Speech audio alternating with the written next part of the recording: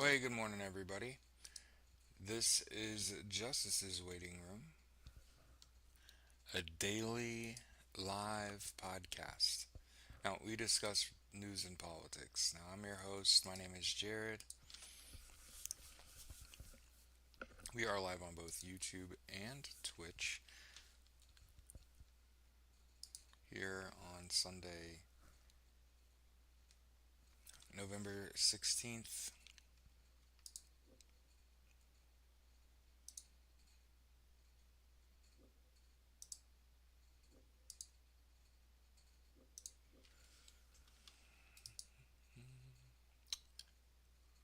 You know how we do it every morning when we start. War is bad, MK.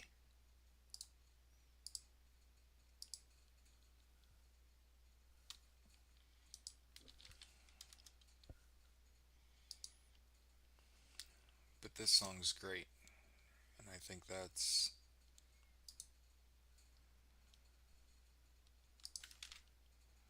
worth sharing.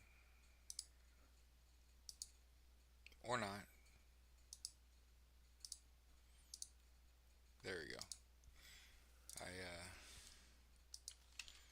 Morning to my wife, Taylor, Kara, Debs. All right, let's see. A little bit of war.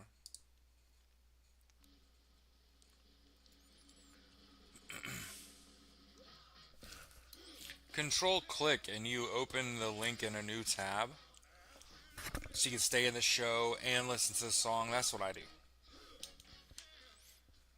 If you're not listening on a computer, well, that's it's gonna take you away from the show every time you click the link. So that's why I try to read the headline.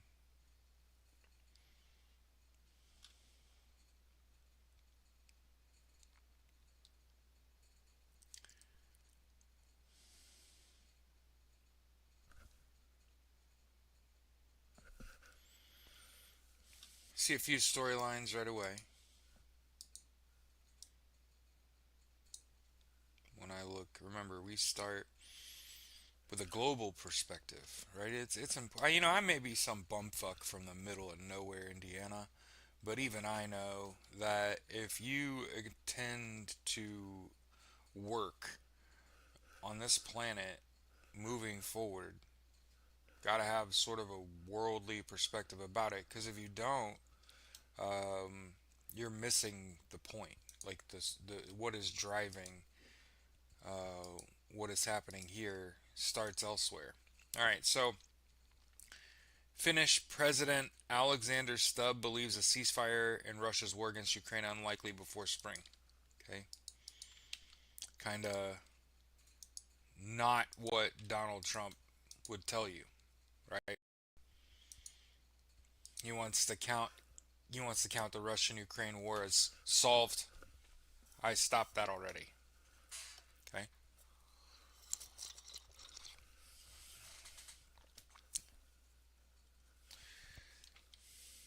And I see a Bloomberg report.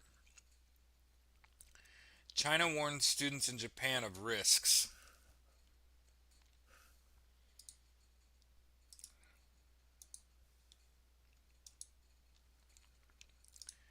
The powers that be felt like they had no choice but to war to end it all.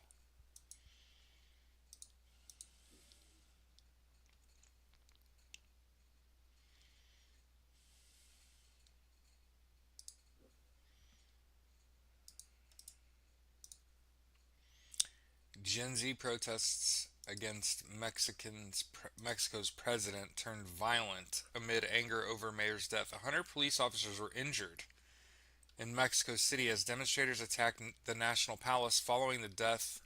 I wish I knew how to pronounce that.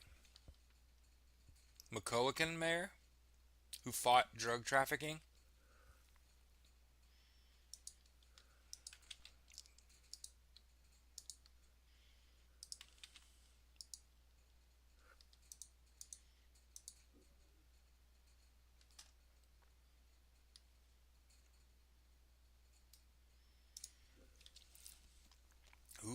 from Le Monde.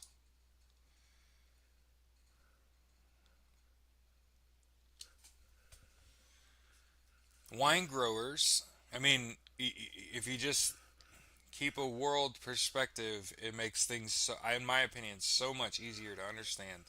French wine growers are set to protest as their industry faces crisis. Wine growers from southern France are planning a major protest on Saturday, November 15th, with unpredictable weather, rising costs, and plummeting sales. The industry is demanding emergency measures to avoid a wave of business closures and to pressure both the French government and the European Union and Brussels to act.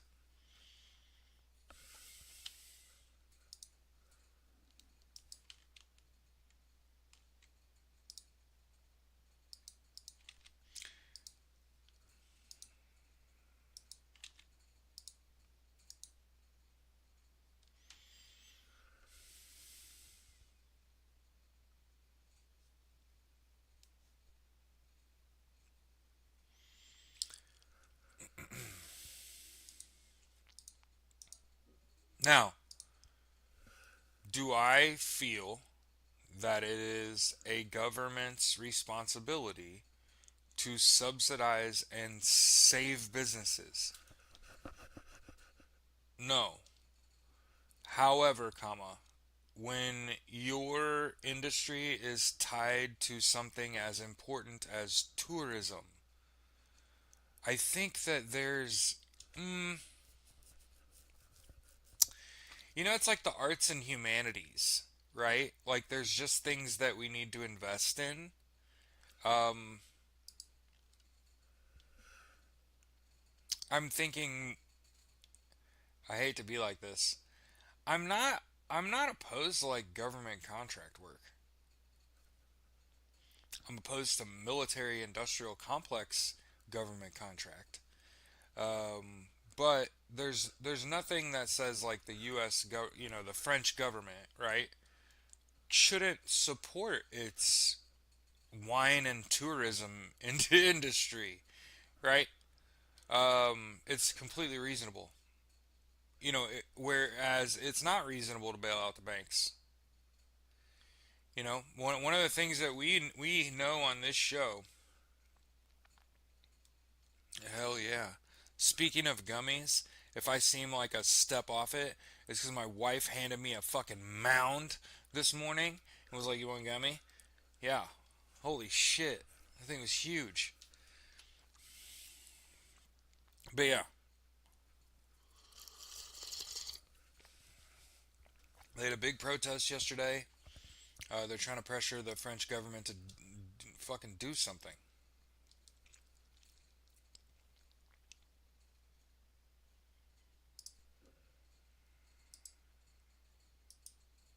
So here's an Axios story about how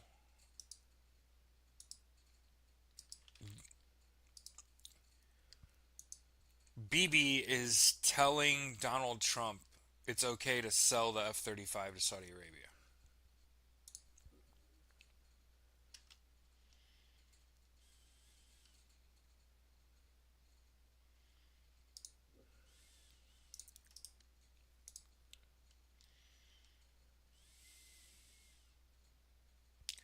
The Japanese public is divided on whether Japan should exercise its right to collective self defense if China attacks Taiwan.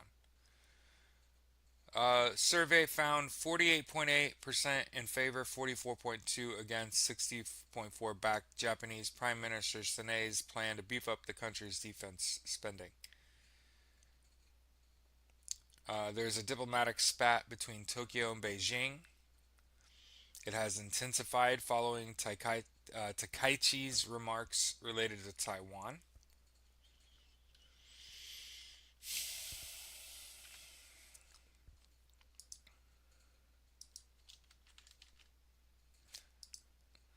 I love you. You're funny.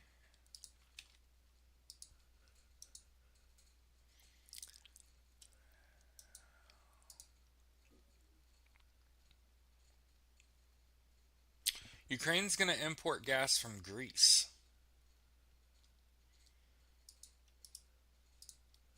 so that it can cover its winter needs.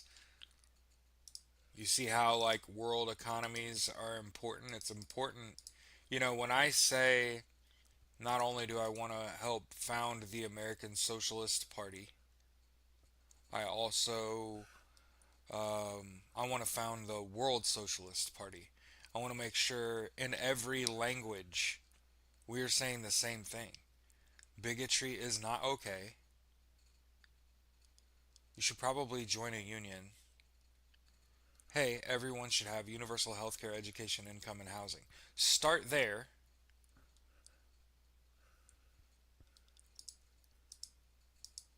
Start there. Somebody's sick, heal them.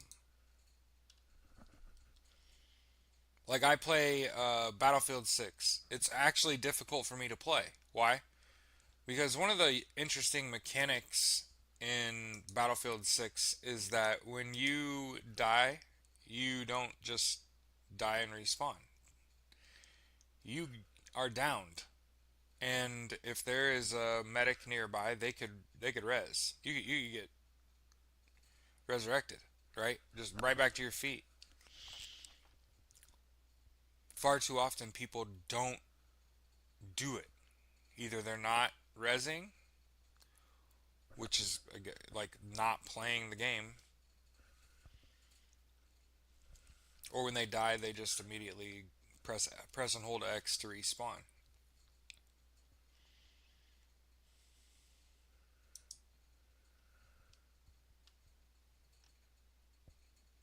Also hate the Patriots. Yeah, the hate for the New England Patriots is goddamn lifelong.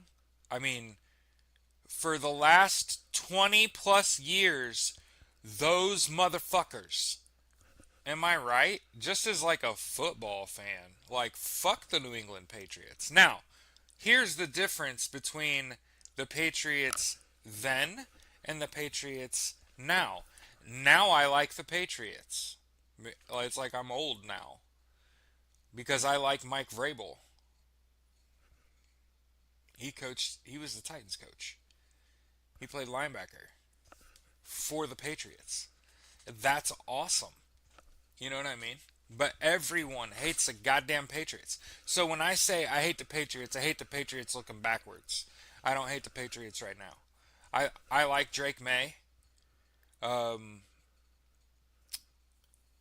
I was an active part of a coaching community when I was trying to get into coaching. Long story short, there's not money in it. No shit. You got to do a bunch of shit for free for years, and then how the fuck, right? Look what Deion Sanders had to do to get an opportunity, right? Damn near put two kids in the NFL. Okay. Well, hey, I hate to be like this, and I'm not talking about the show. If you like the content we make, uh, I get it. Everybody wants some reciprocation, but like, leave a comment. You know what I mean?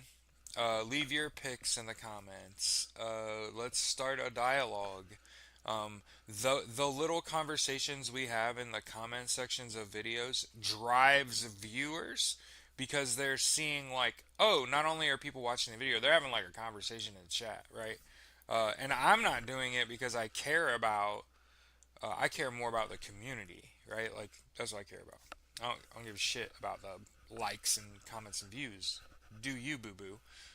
But if you like the stuff we make, the best way to support that is to comment, and share, right? I tend to like return the favor, be a friend. I like your pictures. I ask, where'd you take that? I'm trying to actually like. I feel like I've been trying to do that my whole life, and people just been fucking that up. Like actually be like interested in other people's lives and inquisitive and then, like I said, my wife and I recently have realized, like, don't fucking get to know people. Dear God. Deflategate. Yeah. Here's. Ooh, see, I used to be a sports writer for 6 years for the Colts. So that hate for the Patriots. It really became self-loathing because the Colts were trash the whole time I worked for Stampede Blue. It's like I got this dream job, right? I was a Vox Media employee getting paid to write about my Indianapolis Colts for Stampede Blue, which is like the second largest Colts website outside of Colts.com itself, right? And frequently our comment sections are way more lit than fucking Colts.com. So I felt like I was on the win. I was already winning. I did the thing. Andrew Luck fucking retired. Talk about kicking the fucking taste out of your mouth. God damn. I've been here 5 seconds and fucking the greatest quarterback that I've ever watched play football quits. You're like, son of a bitch. And then they're like, we'll still pay you. So I did that shit for like 6 more years. That's what it felt like anyway. Um, but in regards to Deflategate, let's just have our little football chat before we get back to the news, okay? Um, how do I say this and it be kind? That shit doesn't matter. Ryan Grigson did that shit and he's a fucking moron. I'll say it with my full chest. That dude's a fucking idiot. Deflategate was a fucking farce.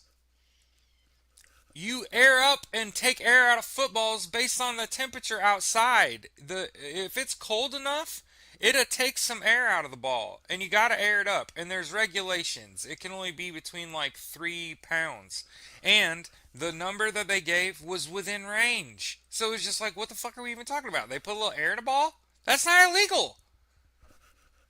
Who cooked this shit up? Ryan Grigson. Why? To cover up for his fucking inadequacy as a goddamn general manager. I am a Colts fan. I'm supposed to like take his back. You fucking inept twat. Yeah, that's what I think about Deflategate. There's your perspective as a journalist that covered the Colts during that time. That's like, fuck him. No. Deflategate was a fucking farce. You're allowed to add and take air out of footballs, especially with when it's crazy weather. That ball, if it has too much air in it and it's cold, that ball's like an icicle.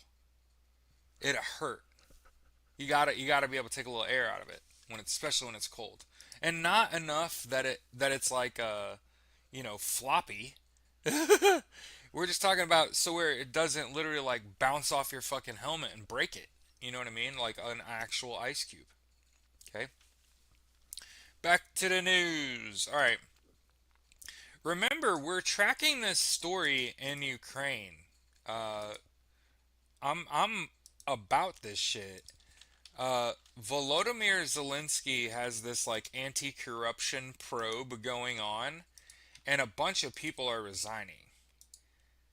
But he ordered new boards and audits at Ukraine's biggest energy companies to reboot the sector. Fuck yeah. That's what I'm talking about. See what Ukraine's doing is they're getting their energy needs in order, fighting a fucking war, taking out their opponent's energy needs. Smart warring. Urges urges Hollywood actors to resist algorithms and save neighborhood cinemas.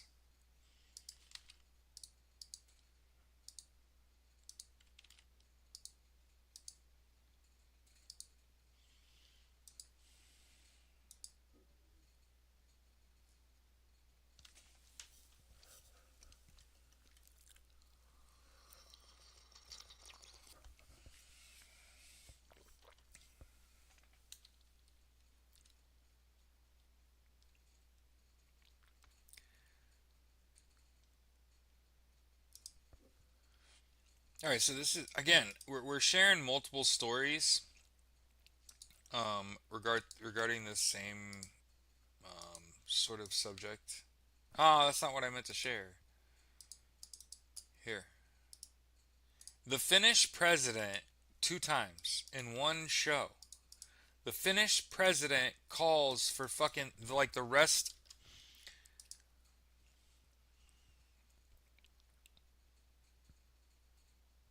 calling on European allies to support Kiev despite the corruption scandal. You can't just let Ukraine fall because the primary thing that it does is it drives Russia. And they're not winning. Russia's not winning this war. They're fucking losing, and they're losing bad. And think about what we talked about yesterday. How fucking demoralizing it has to be tied to Russia at all. Russia put North Korean soldiers on the front lines demining. That's like the lowest job. It's like worse than the worst. It's like the guys that had to clean out the fucking porta potties and shit. Anyway, the fucking shit buckets burning all this shit gave all these guys cancer. By the way, in case you didn't know this, you cannot take raw sewage and fill a 40 gallon drum with it and light it on fire and stand around and smoke in front of it.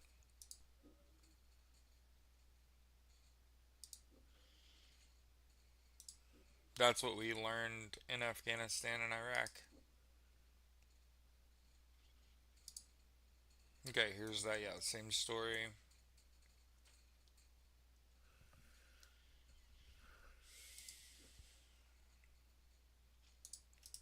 I had two stories in a row. I clicked on it, it wouldn't load the story.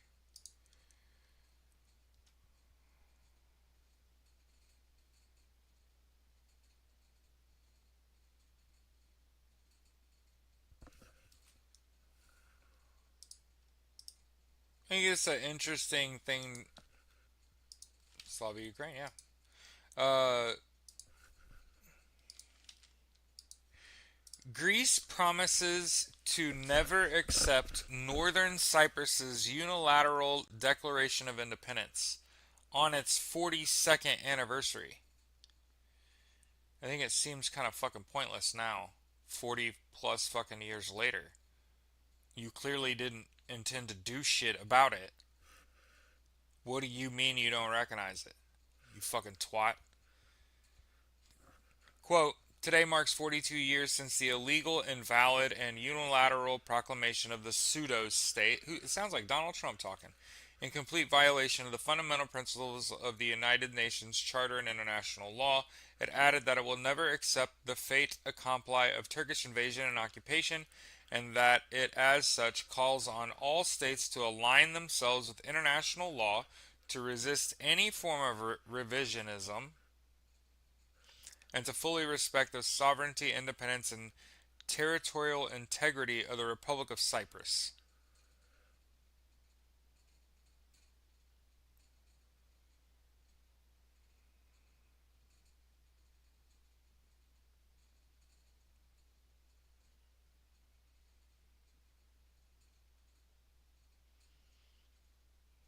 God, this sounds like war. You know what I mean?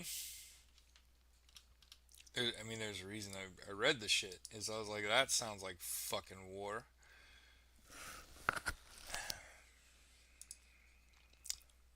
It's just turtles all the way down, huh? This is a fucking mistake. UK plans to drastically reduce protections for refugees and overhaul of its asylum policies. They got plenty of money for war. It's where all the profit is. Guns and jets and tanks and these militaries, they got to keep up with each other. And understand, all these companies, they share information. They go to conventions and share info. Mm-hmm.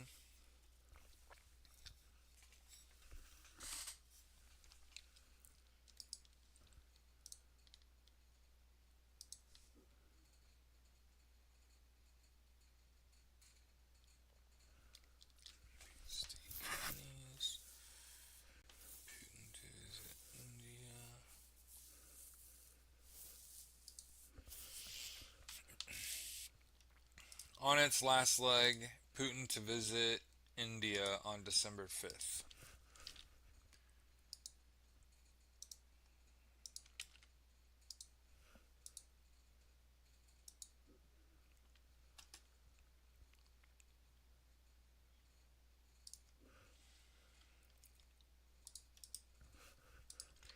A China Coast Guard ship formation sails through Japan administered Senkaku Islands. Yeah, I'm sure he can just get all these countries that are suddenly realizing we're going to need a lot bigger army. How do we do that? Oh, we're going to have to fight with our neighbor and absorb them and take their shit, right?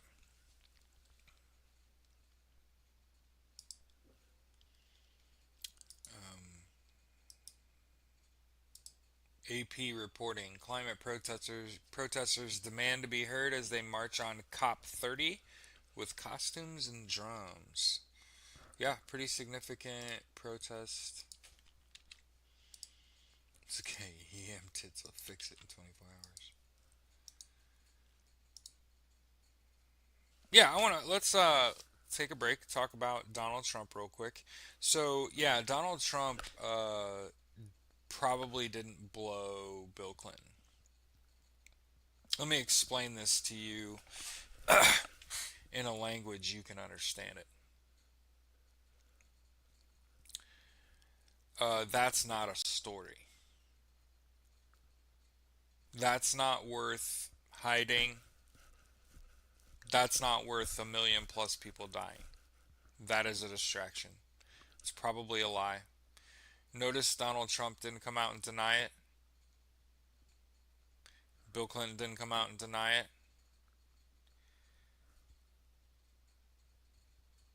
Yeah, hoodoo.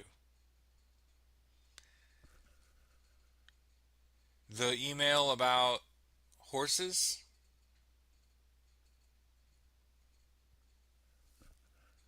that Ghislaine Maxwell had a horse named Bubba. That that information is worth hiding.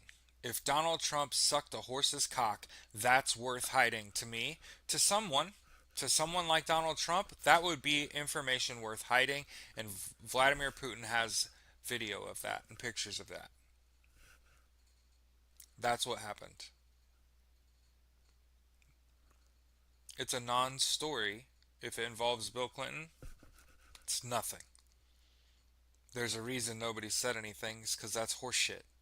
But what followed was Jeffrey Epstein's brother Mark said Bill Clinton's not Bubba. Ghislaine Maxwell had a horse named Bubba. So keep in mind, I'm not trying to purport that I'm right,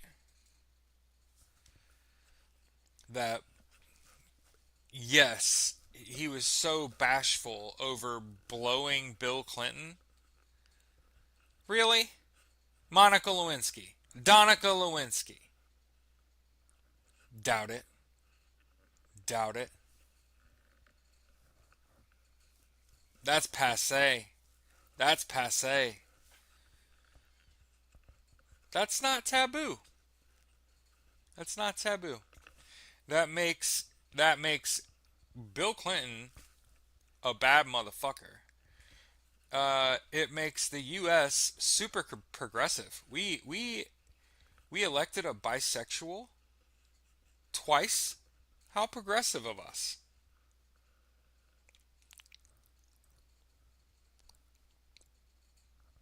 He doesn't have dogs or cats. You know what they say about people that don't have dogs or cats? They fuck animals. Yeah, that's right. I said it.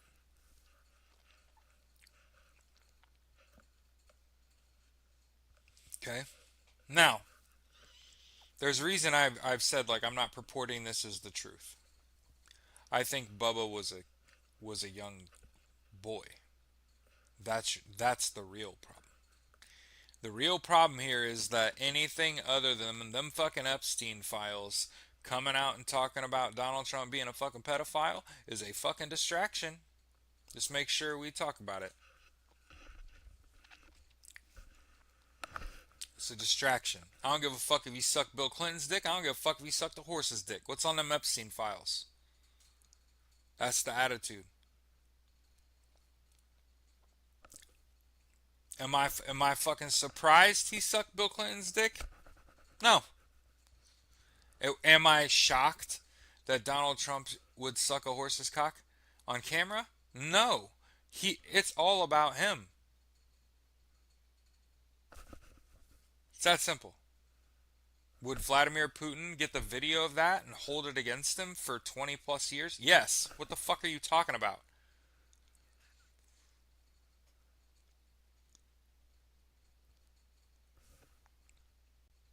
And regardless if it was Bill Clinton, if it was a fucking horse, or if Bubba is a young under 18-year-old man that Donald Trump was fucking sexually assaulting, raping, fucking molesting, otherwise being a pedophile toward, it's a distraction. I can promise you.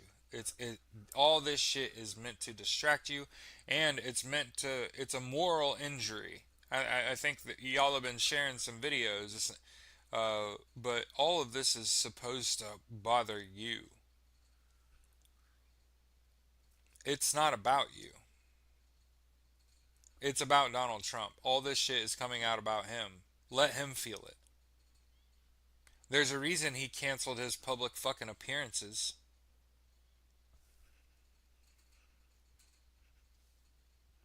Uh, Bubba's like a young man, young boys.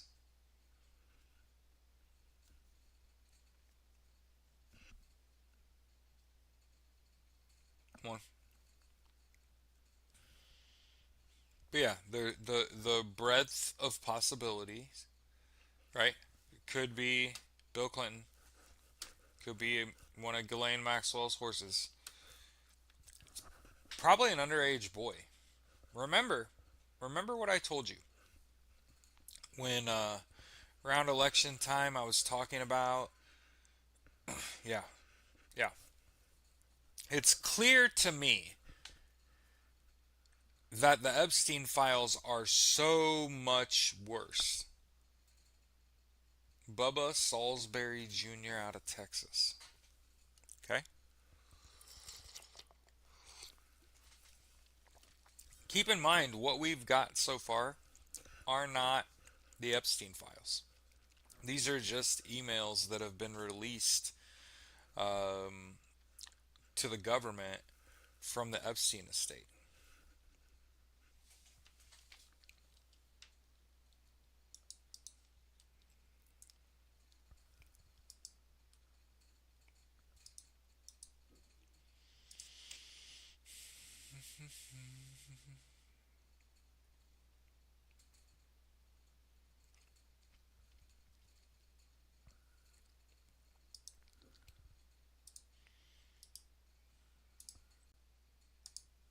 Look at this shit.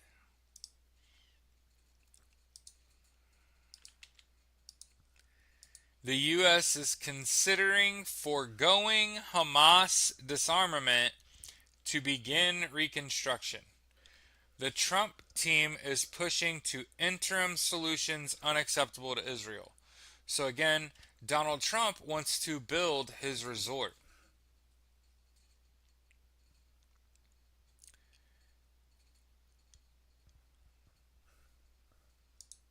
You can see how this is going to work. Yep. Remember when the FBI was looking through these emails, they had to take breaks.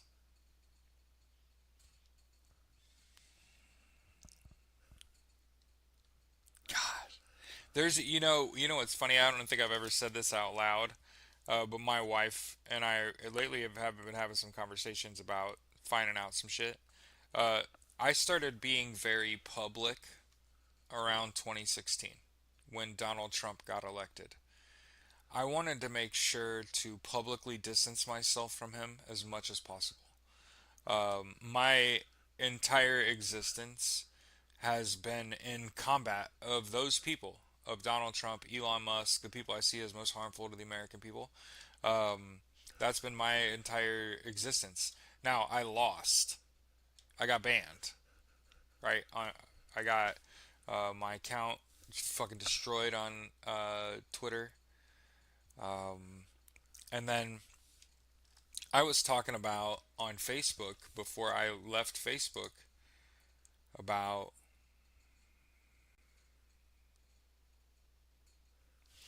um,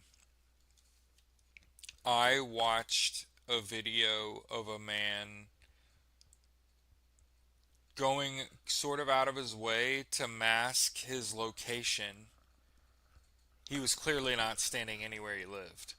And he read a list of the boys that Donald Trump had sexually assaulted, what he'd done to them, what their names were, and how much he fucking settled with them for. And a couple of them fucking names I recognized. Oh, those are famous people that were essayed by Donald Trump, received millions of dollars, and are now a famous actor. And there's a couple of them. And I remember watching that video, and this was within the last year, and being like, well, that's gonna disappear from the fucking internet. I'll never see that person again. By the way, I haven't heard from that. I haven't seen that person again. But I posted it on Facebook, and I said there are a lot of you that are publicly supporting Donald Trump that have no problem with him raping women.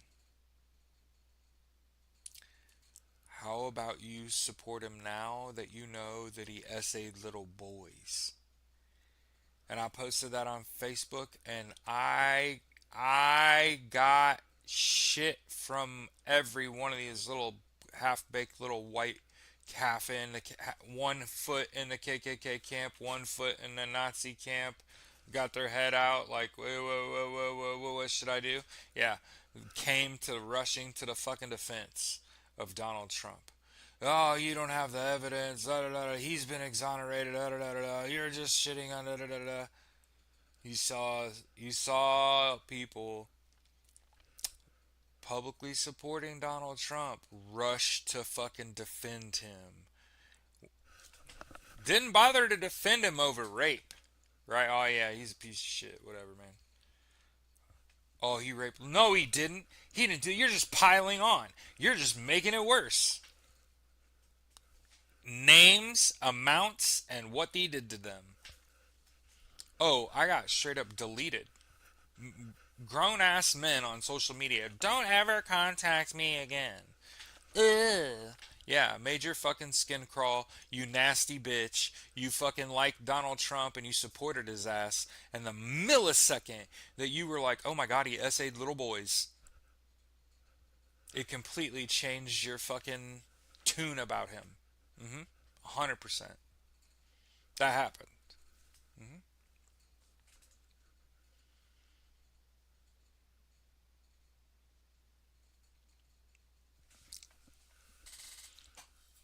Yeah, if it's a hoax, if they're hoax, why are we investigating?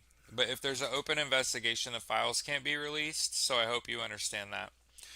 Yeah.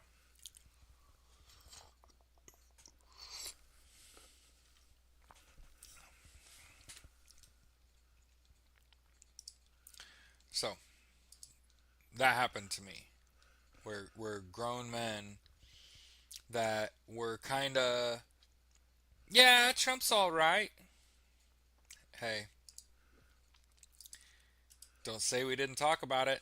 Ethiopia confirms an outbreak of the deadly Marburg virus, kills 80% of those infected. Yeah, we get the estate stuff to tide us over, which is damning.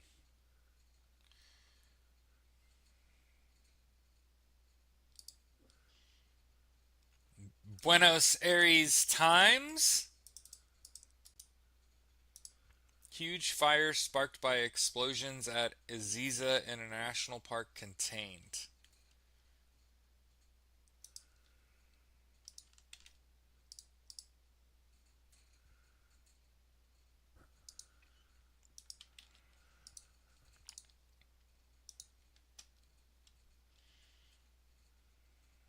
Who has the authority to arrest Patel and Bondi? Right.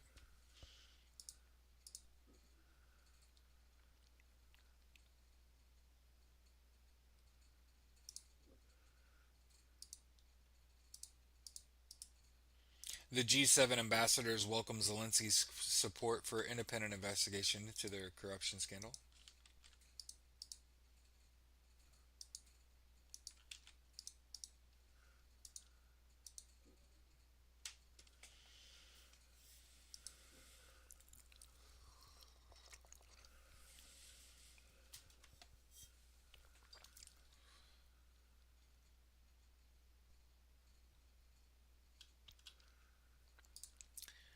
So, something to understand is Russia's actually managing war on multiple fronts itself.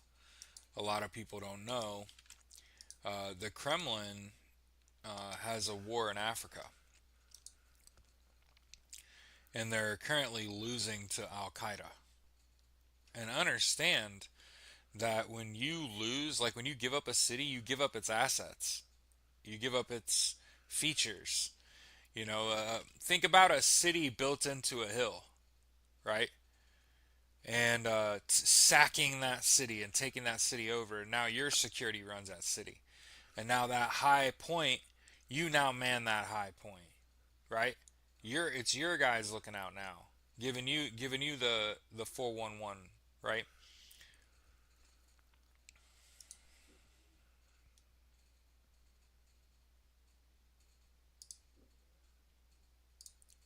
Globe and Mail reporting. Unifor says WestJet is outsourcing hundreds of customer service jobs to El Salvador.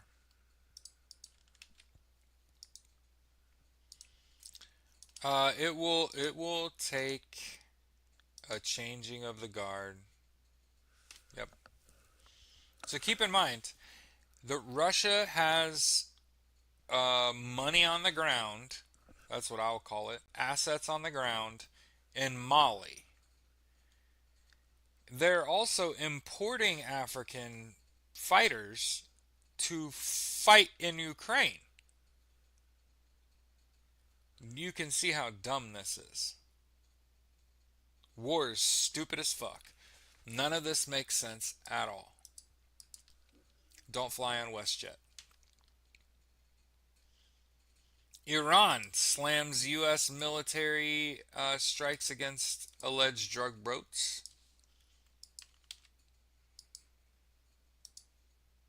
Remember, Donald Trump always chickens out. So if you're wondering, like, oh my god, are we gonna go to war? No, he's gonna fucking chicken out. He's a turd.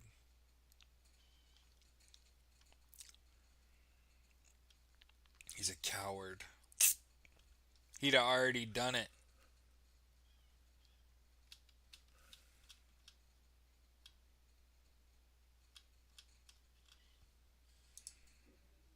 Switch over. Share the story.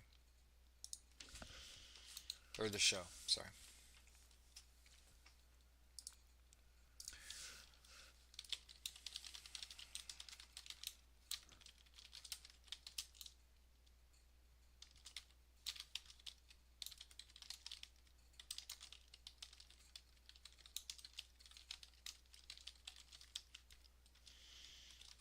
Justice is waiting, though. A daily podcast discussing news and politics.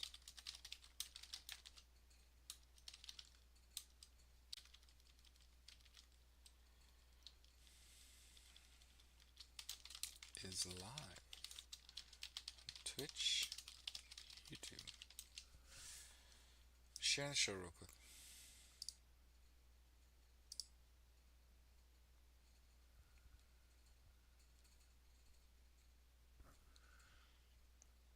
Oh god. Someone in the comments said apparently they're blaring loud music at the White House. Donald Trump thinks it might be bugged. That's a senility.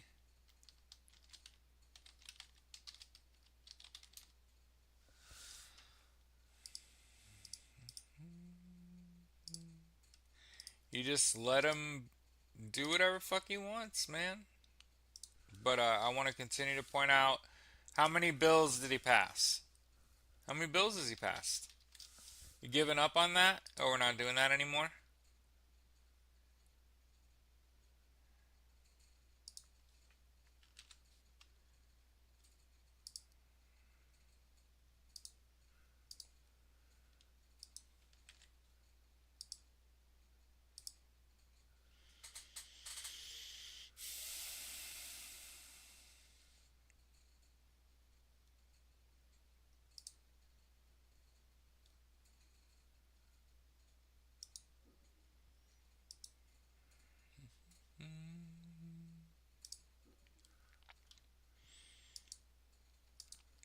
Yeah, Twitter and Facebook are absolutely shot.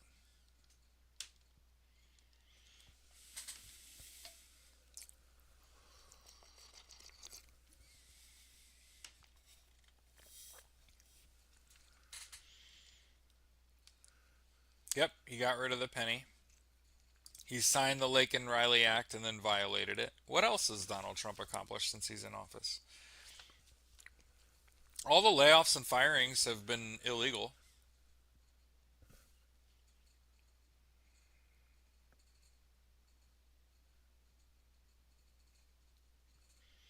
He was playing Elton John and George Michael, and they were both very gay. Yeah, and they met in the Situation Room to discuss Epstein. If it's a hoax, why are we meeting in the Situation Room to talk about it? If the shit's not real, what's up? You know what I mean? Let's see.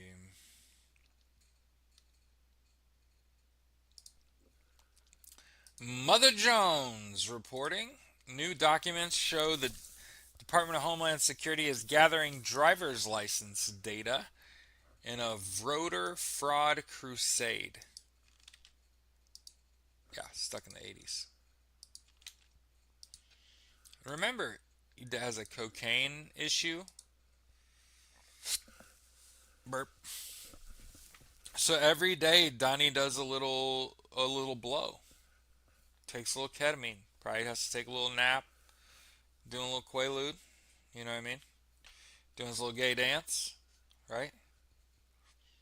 And he doesn't have any friends. Nope.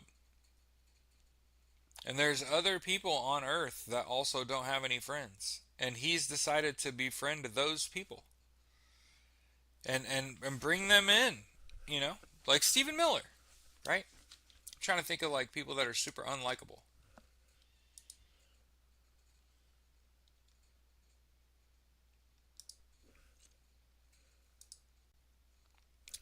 The president made himself a guest of honor at someone's wedding at Mar-a-Lago. Can you imagine?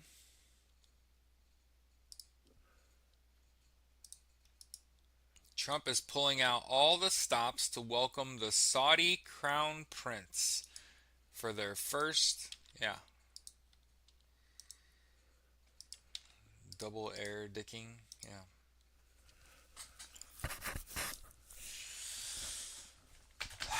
Two dicks to the face? Donald. No, I did not see that coming.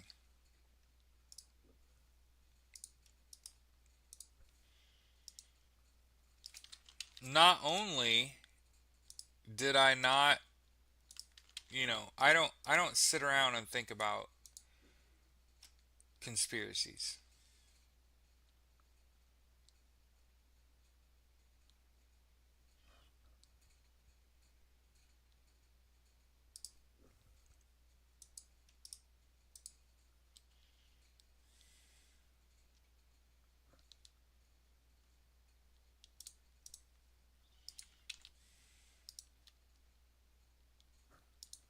Yeah, I mean, you're right. They did make the mistake.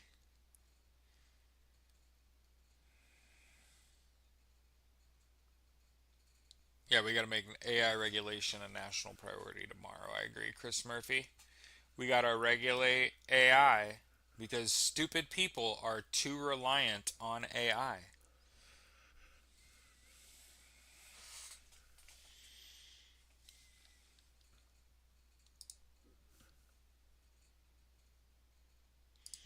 Food stamps are back, but millions will lose benefits permanently. So, what did we say? Donald Trump always chickens out, so the people got their SNAP benefits, but they're about to kick millions of people off of food stamps. Again, I think we should just give everyone $500 every Friday. Thanks for playing. Hmm. Until you can afford to donate it.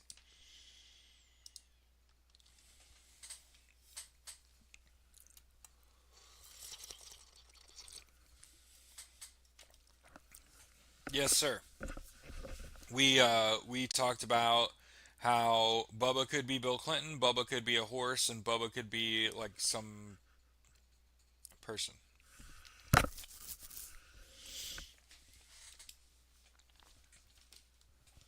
I think it's all a distraction, and I don't care.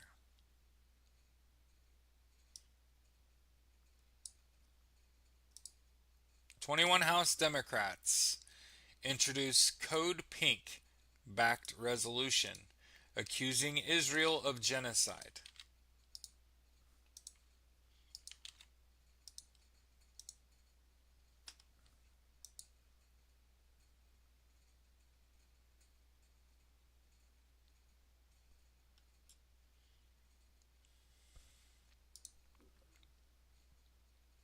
Rashida Tlaib, by the way, doing the damn thing. You know the situation's dire when Marjorie Taylor Greene and Donald Trump are breaking up. The girls are fighting.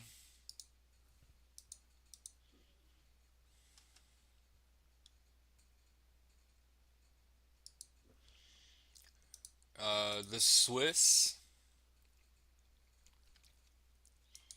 are showing the world how to get favor with Donald Trump by lobbying him with gifts and gold and gab. Just sitting and talking to him.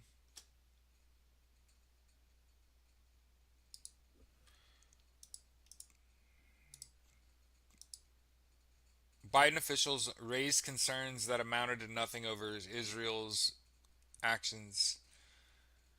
I'm going to read this story from Truth Out. It's probably the story of the day right here.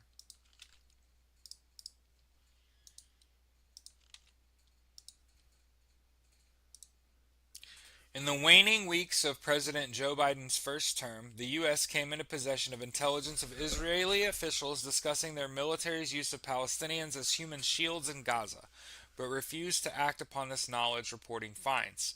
U.S. officials received intelligence in late 2024 that the Israeli military had sent Palestinians into tunnels they believed were loaded with explosives. Hey, that's almost like sending the fighters you import to demine, right? Using civilians as human shields is a crime under international law. U.S. officials said they were unaware of the Palestinians were civilians or captives. This was one in a series of revelations about the Biden administration's intelligence reports on likely Israeli war crimes and its refusal to act in Biden's final weeks in office, even as negotiators were nearing a ceasefire deal that Israel would ultimately unilaterally end. Uh, I think it's because he had cancer and it's like he had been friends with Bibi and it crushed him and he froze up and couldn't do anything. And that doesn't make it okay. And I'm not making excuses for him. I'm just thinking about a man with his level of geopolitical experience in the Oval Office receiving damning top, top secret information and not doing shit about it. And why? Because he didn't have the energy. Because he didn't have the temperament for the gig. You gotta be up and at 'em all day. You can't be sitting in your office with your head in your hands. You know what I'm saying? Here's an article from the Atlantic about why Donald Trump just gets away with it.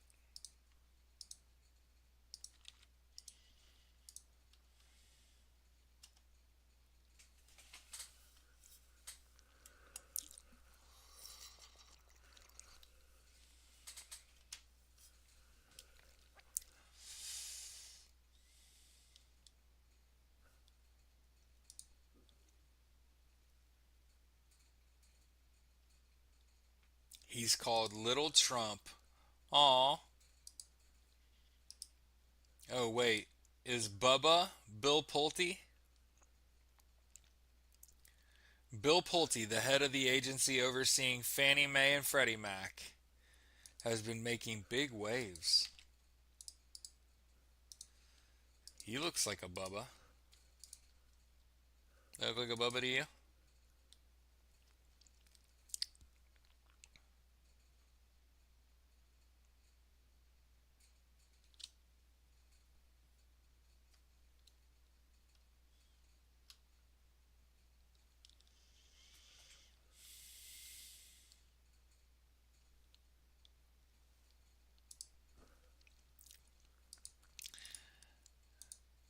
I didn't watch it, but SNL sells gold-framed Epstein files for $800 in a cold open sketch. Makes for a great stocking stuffer. That's funny. SNL's been great at just clocking Donald Trump.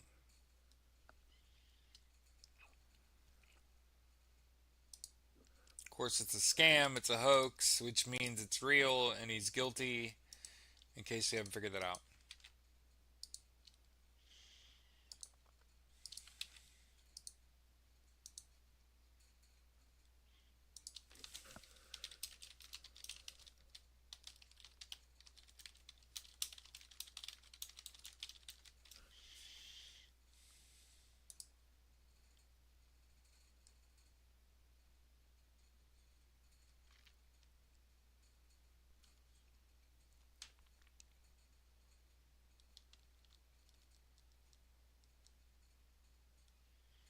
I was gonna say, how many billionaires have died in 2025?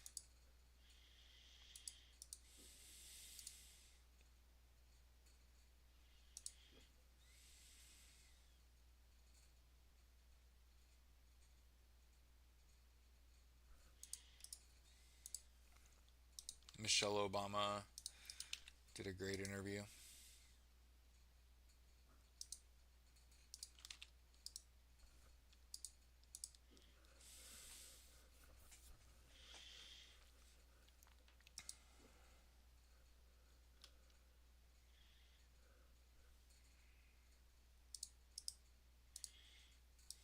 Oh, so one of the questions that I have been asked is how would you attack the cost of living? And what I would make sure that I do as a government. First is when it comes to universal housing.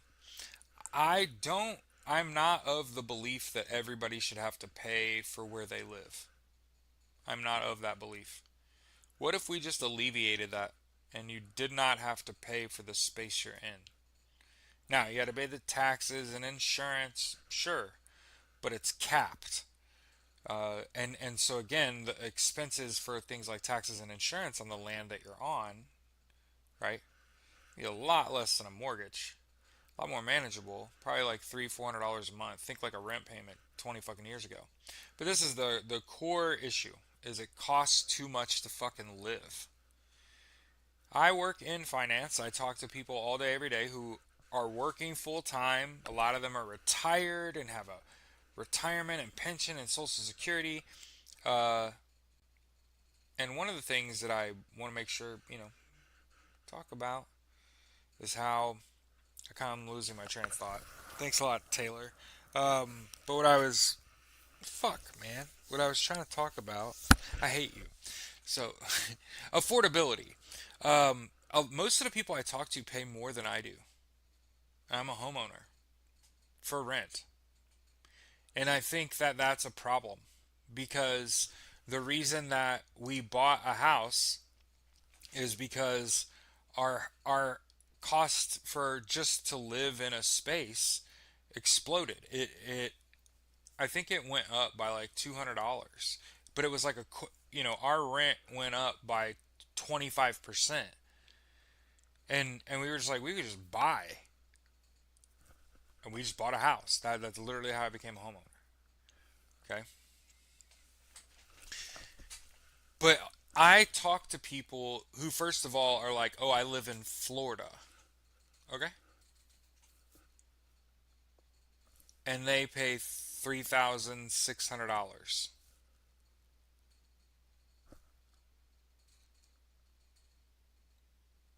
for a house that they're renting. Now, I'm never the kind of person to go look up someone's house and see what kind of living situation they're in, but I try to think about the sort of lows that I live in, right? House is 2,400 square feet, two car garage, three bed, two and a half bath. Okay? Love my house. About $175,000 when I bought it. Okay? I might have a chance of paying that fucking thing off in my lifetime. Okay?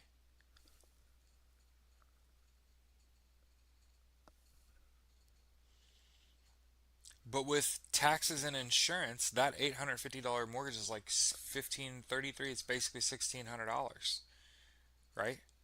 So when I talk to someone that rents and they pay more than I do, or they're a homeowner and they pay twice what I do, in my head I'm like, I make more money than you. Your mortgage is, or your rent is twice what mine is, or more than mine is. How are you living? Right? Because I think about how I live, and I'm like, we've just bought it. We've bought this high cost of living. I don't buy it. I'm lucky. I'm lucky that I'm a disabled veteran. That I, fuck man, I'm lucky that the economy was so bad that it was either this or get a third job. That's why I joined the fucking military. Keep in mind, you don't realize it's socialism until you're back at home. And you realize, like, I had a good job. I felt like I was doing the right thing. I didn't have to worry about my healthcare costs. I didn't have to worry about paying for housing. If I need education, you pay like $1,000 into GI Bill and you get it. I think it's like $100 a month for 13 months or something like that.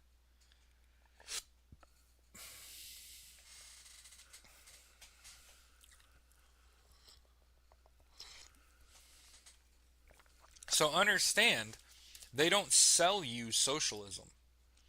It's just that's what it is while you're on active duty in the military.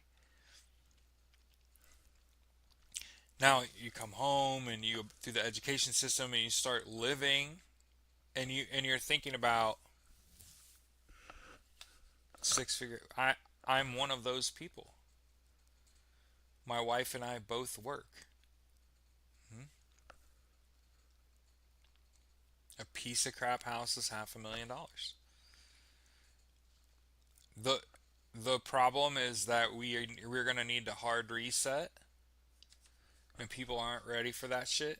I mean, hey, I'll put it like this: at my job now more than ever, people that are higher income and have a lot more debt, they're enrolling in our program. So just understand, like the people that have taken more risk, the people that have college degrees and homes and had big jobs and shit, they're sign up for our service. Get out of debt ASAP. Save as much money as possible. Cost of goods is going up. But the reality of the situation is, If you are a homeowner and you're paying twice what I am for a house, you're going to lose your house. If you're a renter and you're paying more than I am for rent, you're going to have to move. Can't sustain that because that cost is going to continue to go up, right?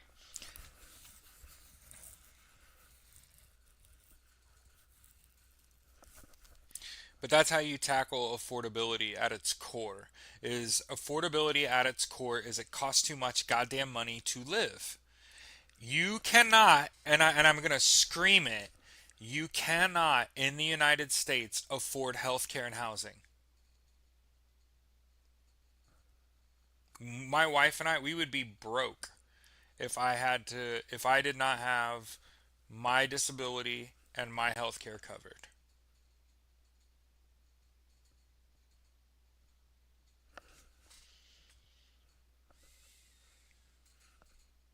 Yeah, that used to be upper middle class. If you can make $50,000 to $75,000, that was middle class.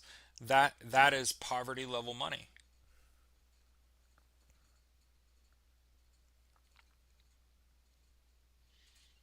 And the thing about it is the tariffs getting removed aren't going to guarantee that costs come down. Those corporations are just going to pocket all that money. Yeah, taxes are sky high on top of high home prices. And then look what your taxes are doing. We need to reset. What do we do with our tax money? Both on the federal level and the states got to figure out, in my opinion, as someone who's been all over the country, you know what fucking sucks? It's like these states don't have good priorities. Their priorities are that your roadways need to be pothole free and safe to travel on.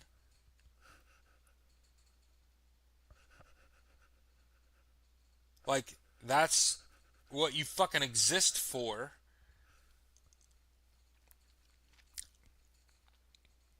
But hey, nobody's gonna listen to me when I'm like, hey, it's the rental and housing market are a fucking sham. There has to be a point where we say, fuck this. It's not worth it. And I'm running into people with like $5,000 and $6,000 a month mortgages, and it makes me fucking sick to my stomach. Oh, and they've only been in the house for a year or two, and you're just like, what the fuck is wrong with you? It's not sustainable. I don't give a fuck who. I don't care who you are. I don't care how much money you make. That's irresponsible.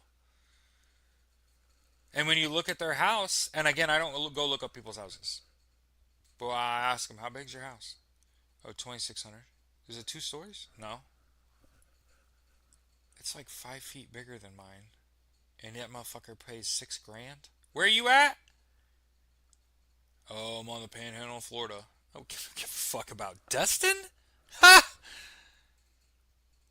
The biggest problem is that Americans they'll substantiate their high living cost and they'll say, but I have a ton of equity in my home. And if I wanted to, I could just pull all the equity out of my house and ball out of fucking control. My house is. I talked to someone the other day that was like so American that it'd make you fucking sick to your stomach. Where they were like, I'm a millionaire. I gave all my money to my kids. They still love me. And you're like, you're not a millionaire. You didn't give them a dime, and your kids don't talk to you.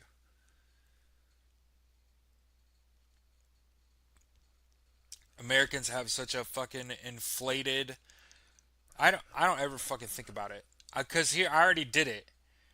If I were to sell my house for what it's valued for, all of the people that live in this neighborhood would hate my guts forever. You know why? Because I drive up their cost when they go to sell.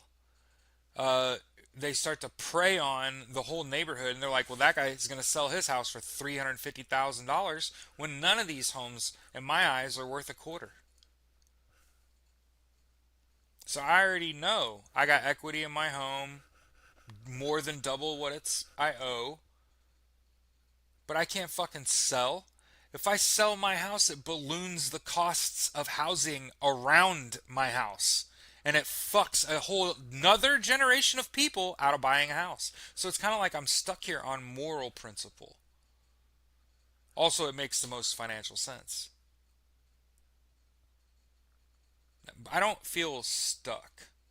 I just feel like moving is a terrible decision. It costs me more. It fucks over my neighbors, who, again, it's not like I have like a great relationship with them. But how do you attack affordability? Housing. When it comes to companies and their costs for goods, how about you want to make trade great again? Making trade great keeps costs down, lets the people that are the most efficient at producing a good be the monopoly for that good. If you're just that much more efficient than everyone else. 100%. You can't just say I'm going to turn a blind eye to bird flu and I'm going to expect that we ramp up the production of eggs. Well, that doesn't make any sense. You're ignoring a major factor that's going to inhibit the increase in production of eggs. We should lower our expectations. The problem is you have people that are fucking stupid in office and they hear, hey man, we should lower our expectation for the output of eggs and we should import more eggs because we have a bird flu problem here in the States. And when you have an idiot in charge and he goes, nuh-uh, because I'm fucking Donald Trump, art of the deal, eggs are $18. So what I think is if you elect fucking smart people that get into office and they say, hey, we have a fucking bird flu problem and we can't raise our expectation for the domestic production of eggs. Oh, so I guess we'll have to import eggs from other countries that are like really good at growing eggs and they don't have a fucking bird flu problem. Yes, and that will keep the costs down for the consumer. Yes. Oh my god, did I just solve affordability? What the fuck are we talking about? Stop electing stupid fucking people. We don't have this problem. And I'm not that smart. That's the fucking crazy thing about this. Economics is my worst. That's the worst subject. I don't know a fucking thing what I'm talking about. All I can tell you is if you live in a house and you pay more than I do for rent, you are gonna go broke. That's how I feel. That's how I dead ass feel. Why? Because I look at their fucking finances. And I'm like, how are you paying $2,800 a month for a fucking condo? Who gives a shit? It's on a lake. What? That's not sustainable. And you got generations of people that just sold out to it. That's the problem, is we've accepted our fate. I do not accept this.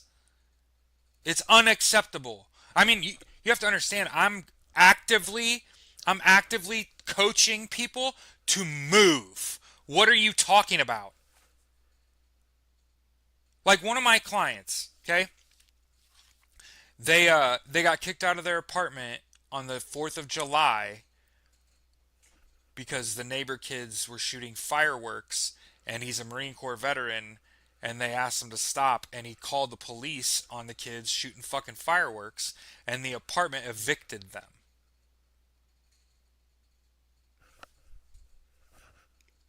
So they were living in a fucking hotel. And I think I told y'all it was like $600 every 6 days.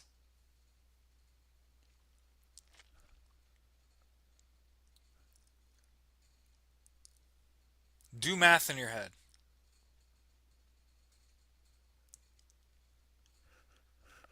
3 grand. What? Now understand they lived in a hotel, so they got their sheets changed out and the towels changed out and shit like that and continental breakfast and whatever. Okay. Yep. Yep.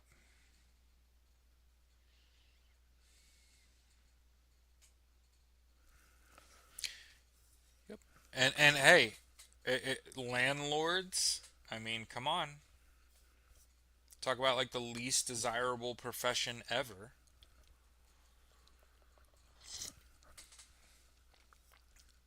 And you know what's fucking crazy? You know what's fucking crazy? I've talked to people that are like, I have multiple properties, I manage, and I fucking make rent, and I talk to about each of them. Okay, so you've got this rental property that you own. How much does it cost you a month? 15.95. What do you collect in rent? 16.50. What? So, so you're only making like $75 off this person renting your house? Oh yeah, it's a buddy. No. What about this one that you own? How much is it? 2 grand? Okay, how much are you collecting in rent? 2,200. Well, that's better, but why aren't you trying to make more money? Oh, it's I mean that's kind of someone I know too. Oh, what about this one that has a family of four in it, where it's two postal workers and their two kids? Oh, this place costs like 1,800 bucks and they're paying 4 grand. Do you see? Do you see how being like a landlord can start to be a little bit of an undesirable position to be in, right? Because you have to decide. No, no, no, no, no, no, no, no, no, no, no, no, no, no, no. UTC 58. Tell me to tell me to shut the fuck up. Please go look this up. I just saw it. 58 years old. I want to agree with you. Please tell me I'm wrong and it's 40. The reality is that I could have bought a house a lot earlier in life, but I wasn't financially stable, and it wasn't until I met my wife that she brought some stability to where we were able to breathe enough to talk about life together and what we want, and like decide to see if we could buy a house. So I'll put myself in the same fucking bucket. I was ignorant financially. I had no fucking clue.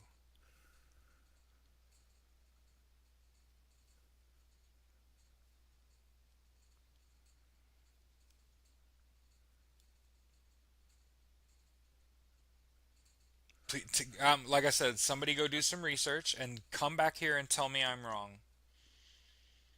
Somebody said average age of a new homeowner in the U.S. is 40. I think I read an article this past week that said it's 50 fucking 8. And I want to be wrong, UTC. If I'm wrong, please. Hey Jared, here's the article. Sweet. I'm so glad I'm fucking wrong. But yeah, I'm pretty sure I saw 58 and I was about like, ugh. The median age is 58. My bad, dog. So, math. Um,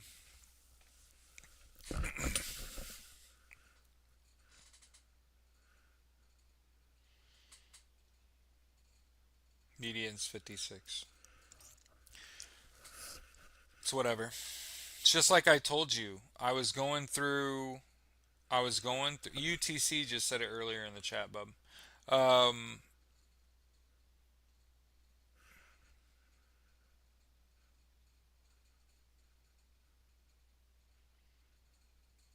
when I was going through CBT, cognitive behavioral therapy through the VA, and I got to the end, my therapist said, I think the world of you. I want to see you succeed. Um, I'm so glad that you did this now. And I was like, what? And he said the average age of a veteran in CBT is 68 years old. And I was just like, but then your whole life is behind you now. And he was like, right. And it fucked up your career, and you weren't able to have any relationships with anyone your whole life. So think about that.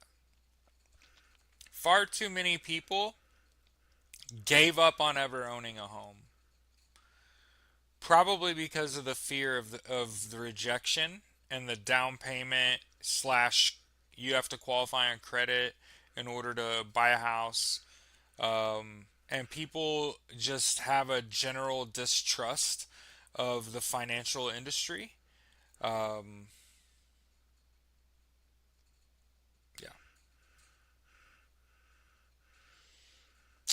yep. You have to, if you don't buy before 35, and it's a 30-year mortgage.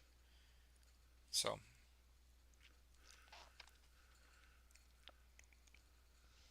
50-year mortgages, which means that your home will be foreclosed on when you die.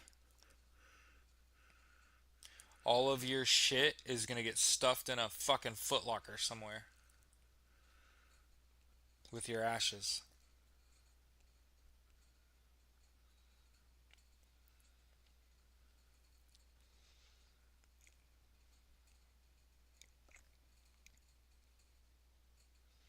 50-year mortgages aren't the solution. Driving down the cost of housing by making it menial. You know what I mean? I think I came up with a novel idea yesterday, and again, what I'm a big fan of is give away great ideas, right? A great idea would be to make Habitat for Humanity a public service. And instead of a this process, it's like they take all these homes that are generational homes that are near artifacts and buy them up and put homeless people that need shelter. Hey, stay here. Come and go as you please. When you leave, will you leave it clean and open so that people can come view this fucking. I guarantee you, someone that's been homeless would love to stay in a historical place. Um, I think about just the empty houses that are built and aren't in use. There are just tons of houses all over the country that are just sitting there. It's not being lived in. It needs a little fix up. Government should just buy that up. It's in a bad location. It's on a corner. Nobody wants to own it. Buy that up. Fix it up. Turn it into apartments for the homeless. You made housing something that just you should just have. You should just have it. Yep. And if you don't like that, go be homeless for any amount of time. I can promise you, as someone who had nothing and nowhere to go at a moment in my life, I would trade it. I would trade it for anything. I would never want that for anyone. Hmm. That's because I've actually been there. I've actually slept in Brett Mock's apartment complex parking lot, praying that he would let me sleep on his couch until I figured something out. So I've been there. I don't want that I don't want that feeling for anyone else. Yep. What about all these malls? What about all these malls that got ravaged by COVID? What if we just turned them into efficiency apartments? I think two people could live comfortably as in like if I think about a hot topic and you just split it down the middle and made it into two apartments. Oh, hey, that could be an apartment with two big rooms. You know what I mean? Um, there's tons of run down ass shit, empty buildings everywhere that are eyesores. The builder who built our house is currently advertising our exact home at a price $120,000 more than we paid for it 5 years ago. And so once you make housing available for everyone, it disincentivizes people to pay exorbitant costs of living. You see, the threat of homelessness is why people pay so goddamn much for where they live, is because of the fear of being homeless. And it's because once you're homeless, it means you've given up. It means that if you've given up, no one should help you. I'll put it like, as someone who worked at, I worked as a second job. I worked armed and unarmed security in Indianapolis and surrounding areas at bars, typically live music. I was hired basically to watch for the act, make sure they're okay and their gear, and then also, and I was just a person, right? I met a lot of homeless people being around bars and shit. Most of those people fell on extraordinarily hard times, had an absolute fucking immensely unlucky run. A lot of them were too trusting and gullible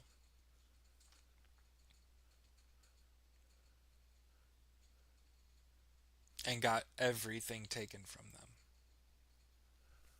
I think about that a lot.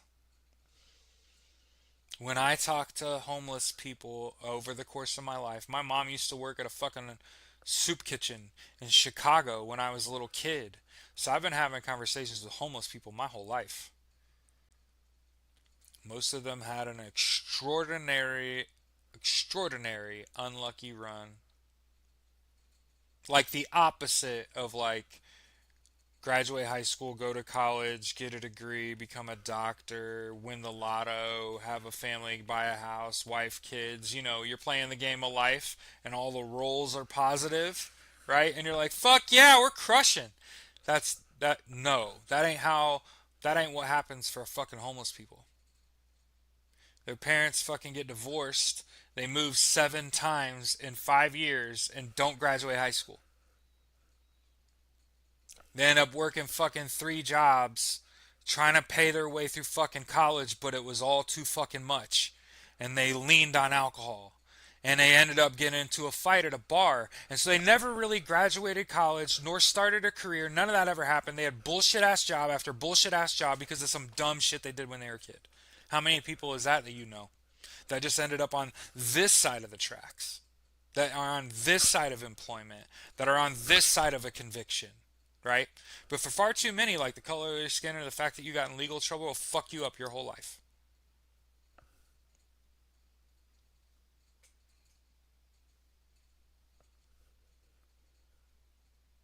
I've never met a homeless person that was like, yeah, it was all me. Typically, the person that's like the bad guy, they have it all. They got to keep their shit.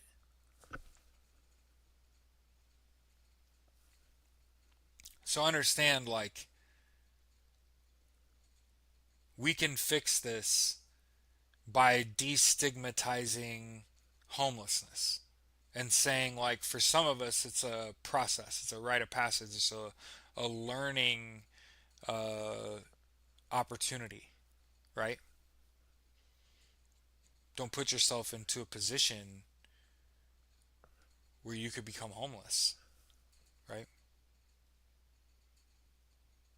And also, I think if the government can exist to support business, then the government could exist to eradicate homelessness. They probably turned them into slave labor. One of the things that we learned recently are how many big corporations in the United States use prisoners for labor that are involved in the processing of food.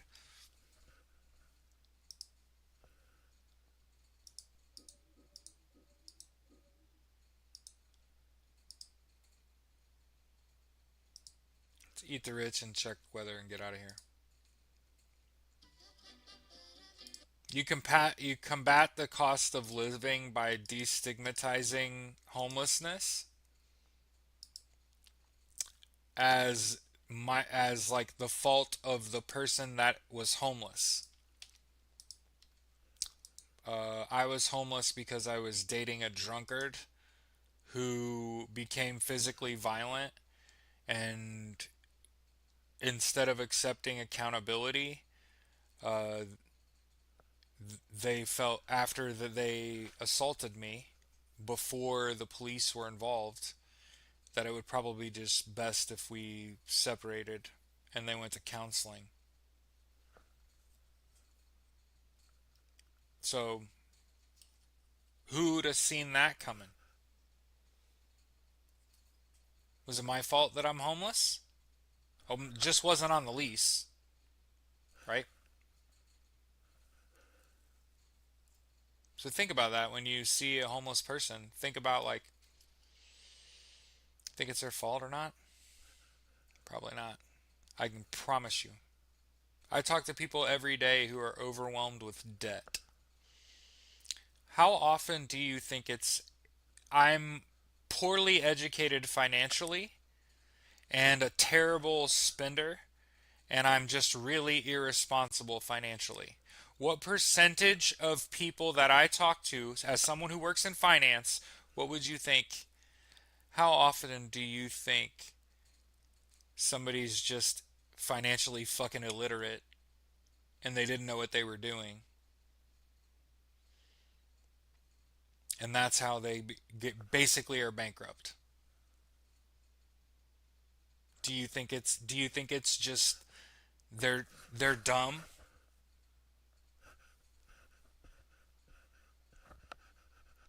Nope. Almost every single time I talk to someone that's overwhelmed with debt, I made a sacrifice for my family. I quit my job to take care of my mom and put my bills on credit cards. I left a job because it was a bad situation. I moved across the country. I got a divorce, left my husband. Like, think about all the reasons why somebody would get overwhelmed with debt, and how many of those are just them being irresponsible? None. Almost nil. So think about what we just talked about. Talked about attacking the cost of fucking living by destigmatizing fucking homelessness. It's fucking normal. Like 40% of people that are homeless work a full time job. I've been saying for months you cannot have a home in healthcare. I work in finance, I do math for a living.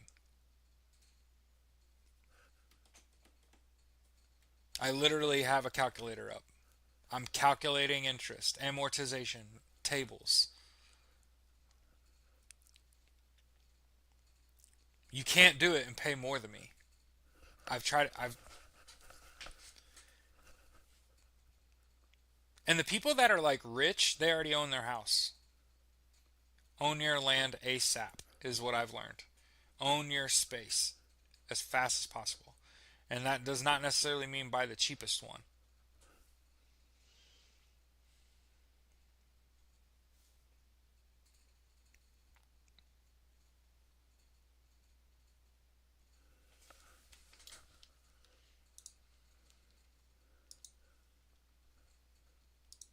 Have a great Sunday. Let's check the weather and we'll get out of here.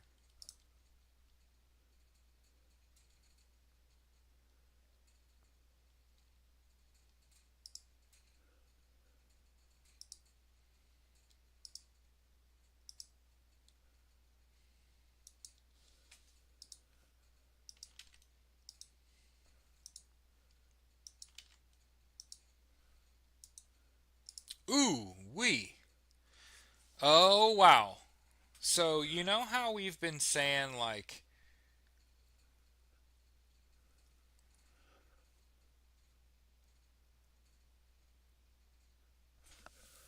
it could be the drugs, but I mean, when I say Jesus H. Christ, I mean there is literally storming anywhere from snow to rain, from off the west coast to fucking Columbus, Ohio. Giant ass storm. Keep your head on a swivel. Uh, Kansas, Oklahoma, Texas, the Bible Belt kind of left out at this point. Okay, obviously these storms are moving, so Indiana is in this. Multi-day. It was a 2 day. That was a 2 day look. Just so everybody knows. That big ass map of green. That was over the next 2 days. Okay. The green is a rather low level of precipitation, and the blue stuff means ice and snow. So mostly off the west coast was getting ice and snow. But over the next like 48 hours, pretty significant portion of the United States is going to see some moisture. It's just something to keep your head on a swivel. Some places were having high wind. I just saw like wind gusts in the 70s and shit. Elevated fire danger across Indiana, Illinois, Ohio, North Carolina. Record breaking heat exit Texas with temperatures in the November into the 90s.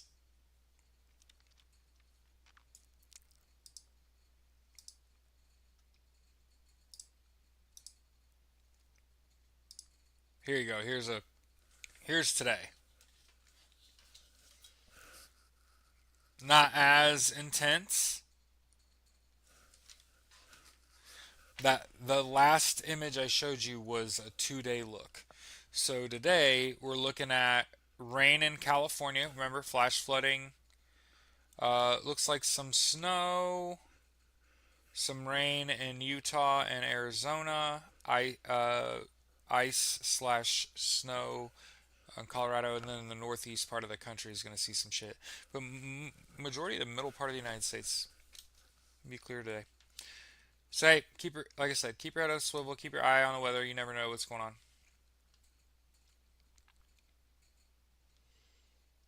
Couple of storms in the southwest and the northeast part of the country. See you guys tomorrow.